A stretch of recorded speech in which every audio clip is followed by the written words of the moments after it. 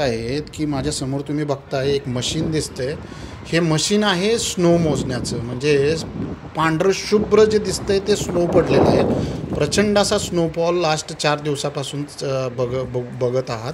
4 दिवसापासून minus temperature आहे इथं आणि त्यामुळे बर्फ म्हणजे हे जे स्नो आहे हे वितळण्यासाठी कोणताही चान्स नाही. तरीही एवढ्या स्नोमध्ये गव्हर्मेंट इथलं इतकं तत्पर आहे की इमिडिएटली स्नो चाललेल्या दिवशीच तिथली यंत्रणा हे स्नो किती डीपमध्ये आहे, त्याचा काय परिणाम होऊ शकतो याचा अभ्यास करण्यासाठी अमेरिकन यंत्रणा सज्ज झालेल्या आहेत. रस्ते तुम्ही बघू शकत असेल, एवढं स्नो पडूनही रस्ते यांचे काळे शुभ्र आहेत.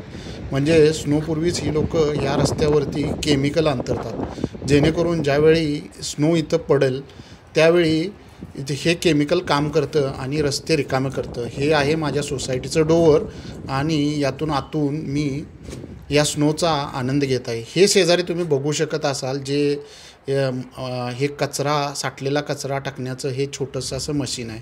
याच्यावरतून तुम्ही कचरा यामध्ये आत ॲड करू शकता आणि साईडला तुम्ही बघू शकत असाल तर स्नो किती प्रमाणात दिसत आहे आणि या स्नोमध्ये अमेरिकन कर्मचारी या मशीनचा वापर करून